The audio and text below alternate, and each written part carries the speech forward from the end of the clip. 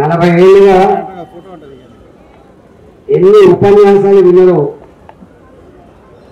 ఎన్నిసార్లు ఓట్లు వేసిందో వాళ్ళకి మొక్కాలి. ఒక చిన్న సవరణ, రాణి విక్రమ గారు ఇప్పటిదాకా నరేంద్ర మోడీ గారికి ఎందుకు ఓట్లు వేయాలి, మంచిగా ఒలిచిపోయిందని చెప్పింది. కానీ ఒక్క మాట పదే పదే చెప్పింది, నరేంద్ర మోడీ గారు ఇచ్చింది కాబట్టి అని చెప్పి పదే పదే చెప్పింది. ఆ మాట ఎందుకు చెప్పాల్సి వచ్చిందంటే, ఇక్కడ ఉన్న కేసీఆర్ నేనిచ్చినా అంటాడు కాబట్టి, కాదు మోడీ గారు కూడా ఇచ్చినని చెప్పాల్సి వచ్చింది. కానీ మోడీ గారు ఎప్పుడు కూడా నాకు తెలిసి నేను ఈ దేశానికి సేవకుని తప్ప నేను ఓనర్ని కాదు అని చెప్తాడు నరేంద్ర మోడీ గారు. నేను ఇల్లు కట్టించిన ఇప్పుడు చెప్పలే, నేను రోడ్లు వేయించిన అని చెప్పి ఎక్కడ చెప్పలే, నేను ప్రపంచానికి వ్యాక్సిన్ అందించిన ఎక్కడ చెప్పలే.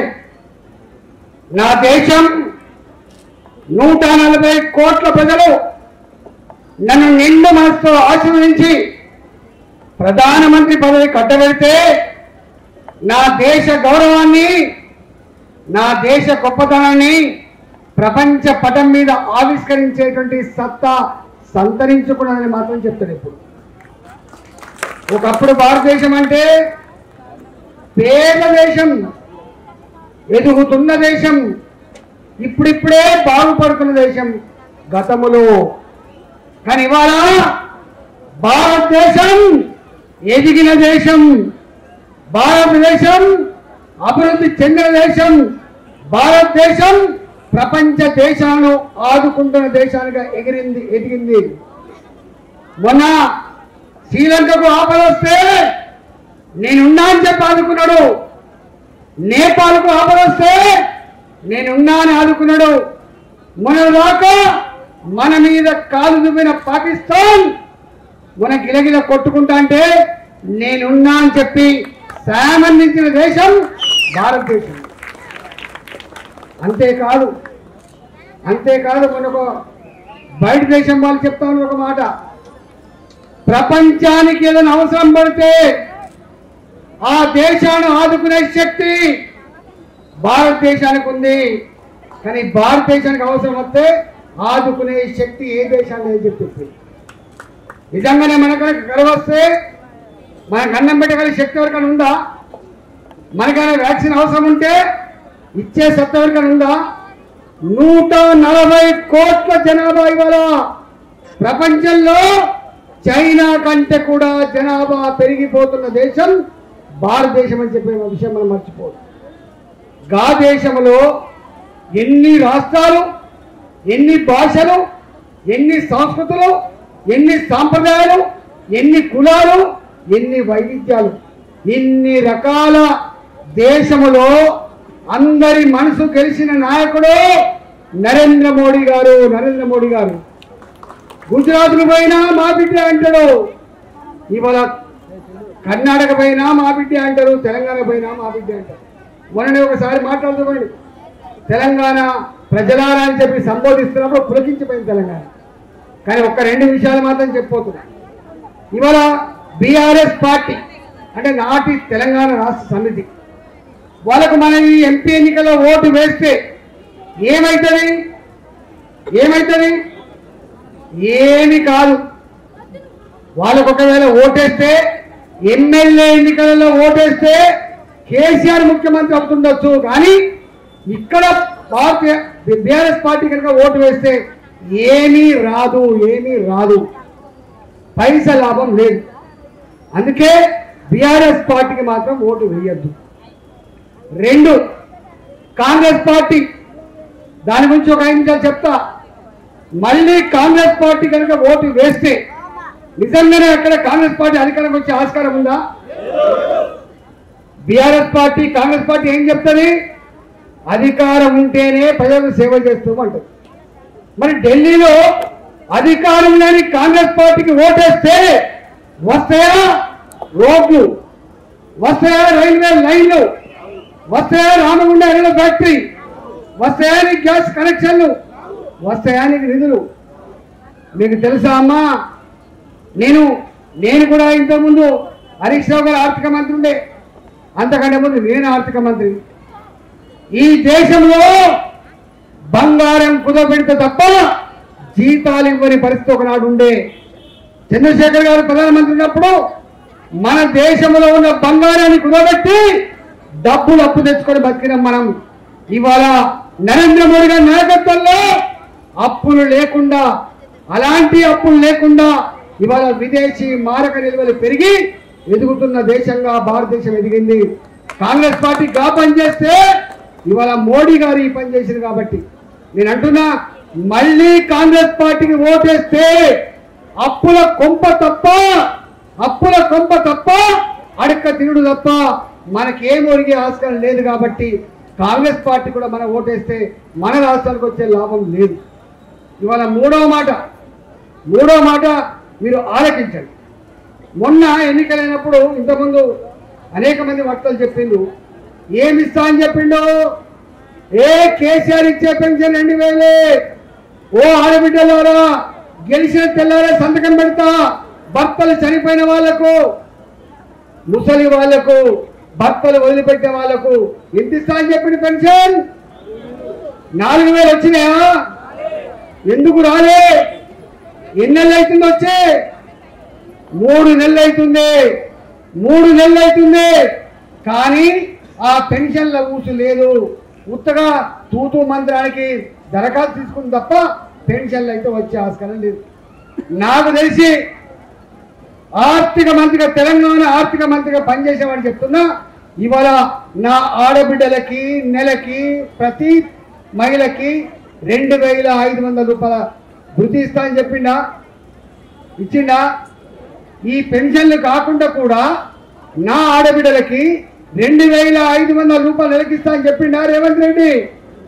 చెప్పిండా? ఇచ్చిండా?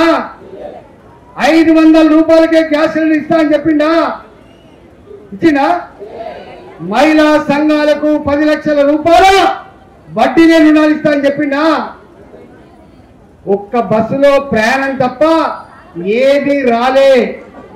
నేను మొన్న ఛాలెంజ్ చేసి చెప్పిన, కాంగ్రెస్ పార్టీ కనుక నా ఆడపిల్లలకు ఇచ్చిన హామీలు కనుక అమలు చేస్తే రాజకీయాల నుంచి తప్పకుండా అని చెప్పిన. రాజకీయాలు చెప్తున్నా. ఇవాళ మీ కేసీఆర్ గురించి బాగా తెలుసమ్మా. నేనే తురుముగాని అంటాడు కదా కేసీఆర్, నాకంటే గొప్పడు ఎవరు అంటాడు కదా కేసీఆర్. గా కేసీఆర్ గారు 1,00,000 రూపాయలు రుణమాఫీ చేసినాడే. హామీ ఇచ్చి మళ్ళీ ఎన్నికలకు పోతే ప్రజలు చీకొడతారని చెప్పి, ఓట్లు వేయాలని చెప్పి, ఊళ్ళకు రానియని చెప్పి రింగ్ రోడ్ అమ్ముకున్నాడమ్మా. రింగ్ రోడ్ అమ్ముకుంటే ఎన్ని పైసలు వచ్చినాయి? 7,600 కోట్లు, 7,800 కోట్లు వచ్చినాయి. హైదరాబాద్ లో భూములు అమ్ముకుంటే ఓ 10,000-12,000 కోట్లు వచ్చినాయి. అవి మొత్తం తీసుకొచ్చి బ్యాంకులో కడితే వడ్డీకి సరిపోయినాయి తప్ప అసలు తేరిందా? మరి 1,00,000 రూపాయలు రుణమాఫీ కేసీఆర్ చేయకపోతే ఈ రేవంత్ రెడ్డి 2 లక్షల రూపాయలు రుణమాఫీ చేస్తారు రైతులకు? అవుతుందా? మరి ఎందుకు ఇచ్చినట్టే? తనది కాకపోతే ఢిల్లీ దాకా దిగమంటున్నారు. రేవంత్ రెడ్డి ఎందుకు ఇచ్చిందంటే వచ్చేది లేదు, ఇచ్చేది లేదు. ఓ గుట్టకో ఇంటికి కడతా, వస్తే గుట్ట వస్తుంది, లేకపోతే పోద్దని చెప్పి. నాకు తెలిసి రేవంత్ రెడ్డి ముఖ్యమంత్రి అవుతాను కానీ రేవంత్ రెడ్డి పార్టీ అధికారంకి వస్తుందని చెప్పి ఇక్కడ అనుకొని ఉంటే గిన్ని హామీలు ఇచ్చినోడు కాదు. రేపు వడ్లు పండుతానే ఏమిస్తా అని చెప్పిండు? క్వింటాల్కి 500 రూపాయల బోనస్ ఇస్తా అని చెప్పిండా లేదా? రేపు చూడాలి మనం.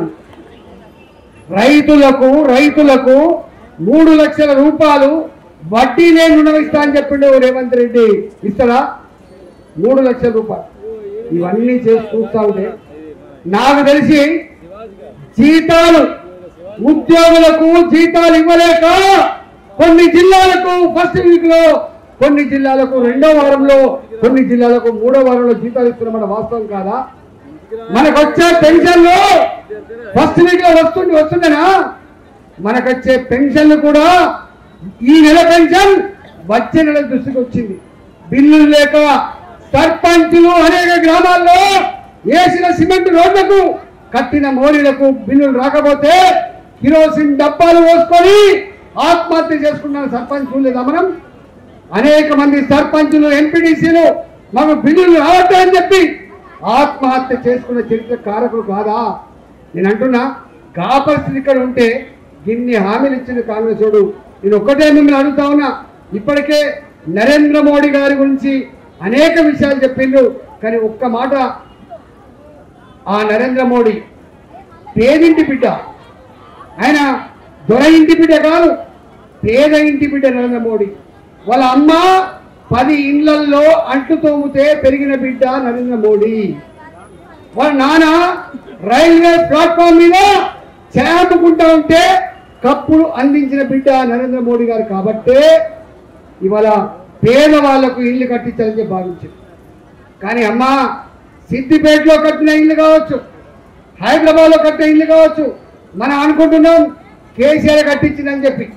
కానీ కేసీఆర్ కట్టించిన ఇల్లు తక్కువ, కేంద్ర ప్రభుత్వం ఇచ్చిన ఇల్లే ఎక్కువ.